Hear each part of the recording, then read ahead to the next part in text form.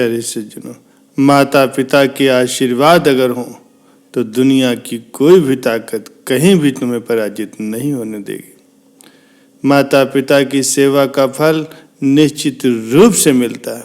माता पिता के आशीर्वाद जैसी अन्य कोई भी संपत्ति इस दुनिया में नहीं है।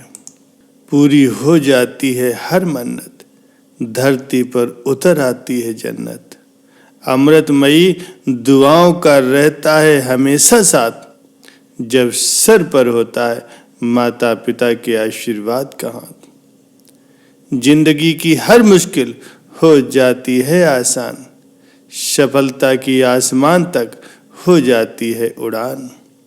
जब सर पर दुखों का बादल मंडराता है तो माता पिता का आशीर्वाद ही उन दुखों से बाहर लाता है।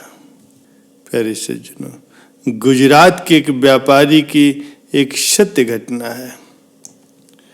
जब गुजरात के खंभात के एक व्यापारी की मृत्यु का समय निकट आया तो उसने अपने एकमात्र पुत्र को बुला करके उससे कहा, बेटा, मेरे पास धन संपत्ति तो नहीं है जो मैं तुम्हें विरासत में दूं, पर मैंने जीवन भर सच्चाई और ईमानदारी से काम किया है, तो मैं तुम्हें आशीर्वाद देता हूं कि तुम अपने जीवन में बहुत सुखी रहोगे और अगर धूल को भी हाथ लगाओगे तो वो सोना बन जाएगी।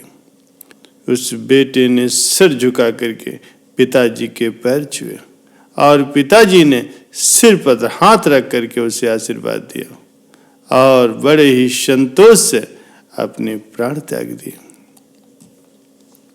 प्यारे सज्जनों, अब घर का खर्च बेटे धनपाल को ही संभालना था। उसने एक छोटी सी ठेला गाड़ी पर अपना व्यापार शुरू किया। धीरे धीरे व्यापार उसका बढ़ने लगा तो उसने एक छोटी सी दुकान ले ली। उसका व्यापार और बढ़ा। अब वो नगर के संपन्न लोगों में उसकी गिनती होने लगी। उसको ये विश्वास था कि ये सब मेरे पिता के आशीर्वाद का ही फल है, क्योंकि उन्होंने जीवन में दुख उठाया पर फिर भी कभी धैर्य नहीं छोड़ा, श्रद्धा नहीं छोड़ी, ईमानदारी नहीं छोड़ी। इसलिए उनकी वाणी में बल था और उनके आशीर्वाद फलीभूत हुए। मैं सुखी हुआ। उसके मुख से बार बार यही बात निकलती थी कि पिता का आशीर्वाद फलता है। एक दिन उसके एक मित्र ने उससे पूछा, अगर तुम्हारे पिता में इतना ही बल था तो वो स्वयं ही संपन्न क्यों नहीं हो गए, सुखी क्यों नहीं हो गए? धर्मपाल ने कहा कि मैं पिताजी की ताकत की बात नहीं कर रहा हूं, मैं तो उनके आशीर्वाद की ताकत की बात कर रहा हूं। इस प्रकार वो बार बार अपने पिता के आशीर्वाद की ही बात करता तो लोगों ने उसका नाम ही रख दिया बाप का आशीर्वाद। धनपाल को इससे बुरा नहीं लगता। वो कहता कि मैं अपने पिता के आशीर्वाद के काबिल निकल सकूं, मेरी यही कामना है। ऐसा करते हुए कई साल बीत गए। अब वो विदेशों से भी व्यापार करने लगा। जहां भी वो व्यापार करने जाता उसे वहां बहुत लाभ होता। एक बार उसके मन में आया कि मुझे सदैव लाभ ही लाभ होता है, तो मैं एक बार नुकसान का भी अनुभव करूं। तो उसने अपने मित्र से पूछा कि मुझे कोई ऐसा व्यापार बताओ जिससे मुझे नुकसान हो। मित्र को लगा कि इसको अपनी सफलता और इस धन का घमंड आ गया, इसलिए इसका घमंड दूर करने के लिए उसे ऐसा धंधा बताओ कि इसको नुकसान ही नुकसान हो।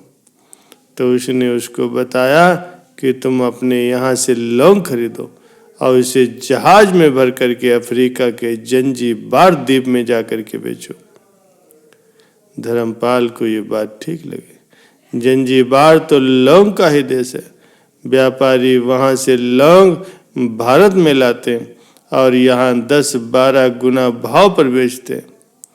भारत में खरीद करके जंजीबार में अगर बेचूंगा तो उससे साफ नुकसान दिखाई दे रहा था।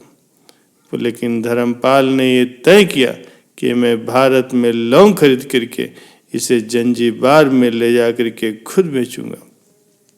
नुकसान का अनुभव लेने को उसने भारत से लौंग खरीदी और जहाज में भर करके खुद ही उसके साथ जंजीबार द्वीप जा पहुंचा। जंजीबार में एक राजा का राज्य था।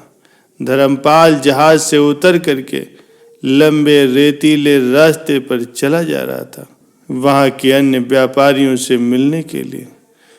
तभी उसे सामने से राजा जैसे व्यक्तित्व वाला व्यक्ति पैदल ही सिपाहियों के साथ आता हुआ दिखाई दिया। उसने किसी से पूछा कि ये कौन है, तो उसको ये पता चला कि यहाँ के राजा हैं।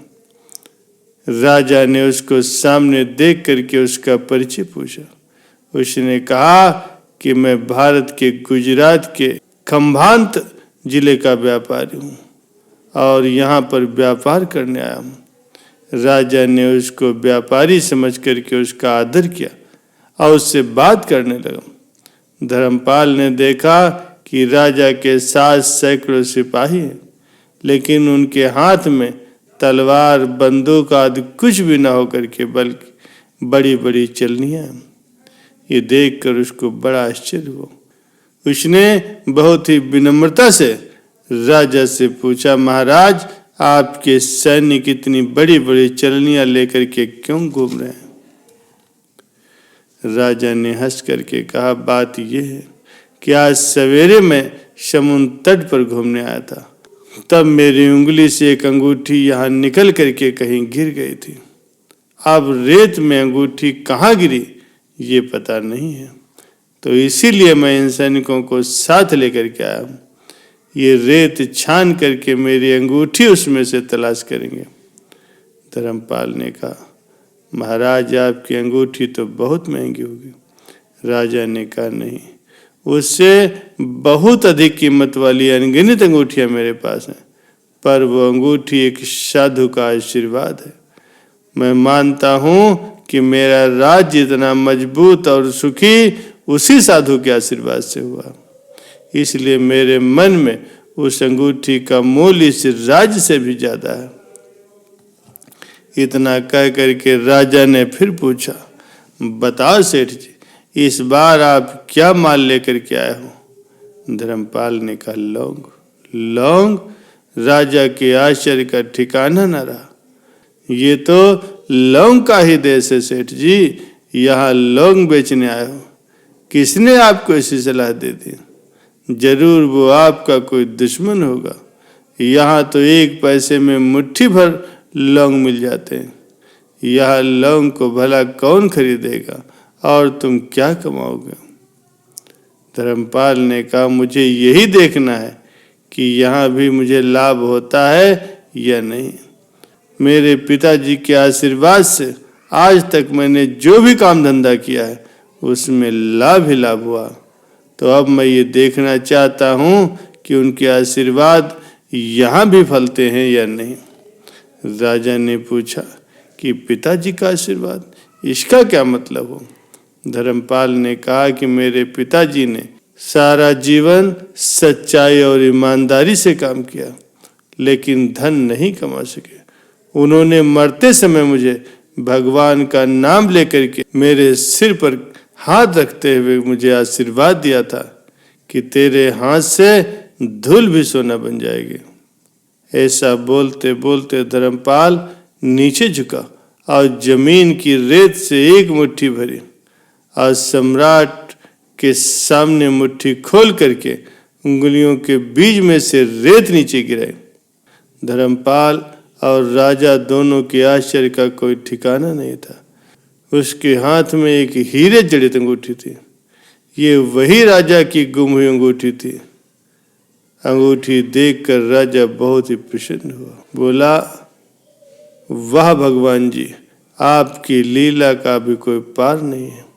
आप पिता के आशीर्वाद को भी सच्चा करने वाले हो। धर्मपाल ने कहा कि फकीर के आशीर्वाद को ही वही सच्चा परमात्मा पूरा कर रहा है। राजा और खुश हुआ। धर्मपाल को उसने गले लगा लिया और कहा, कि मांग सेठ, आज तू जो भी मांगेगा मैं उसे तुझे अवश्य दूंगा। धर्मपाल ने कहा, महाराज आप 100 वर्षों तक जीवित रहो और प्रजा का भी अच्छी तरह से पालन करो। प्रजा सुखी रहेगी तो इसके अलावा मुझे और कुछ नहीं चाहिए। ये सुनकर के राजा और भी अधिक प्रसन्न हुआ। उसने कहा, सेठ तुम्हारा सारा माल आज मैं खरीद लेता हूँ और उसकी तुम्हें मुंह मांगी कीमत दूंगा। प्यारे सज्जनों, अगर इंसान के साथ उसके पिता का आशीर्वाद हो तो दुनिया की कोई भी ताकत उसे कभी भी पराजित नहीं होने देगी। माता पिता की सेवा का फल निश्चित रूप से मिलता है। उनके आशीर्वाद जैसी और कोई भी संपत्ति इस संसार में नहीं है। बालक के मन को जानने वाली माँ और भविष्य को संवारने वाले पिता, यही दुनिया के 2 महान ज्योतिषी। बस इनका सम्मान करो तो तुमको भगवान के पास भी कुछ भी मांगना शेष नहीं रहेगा।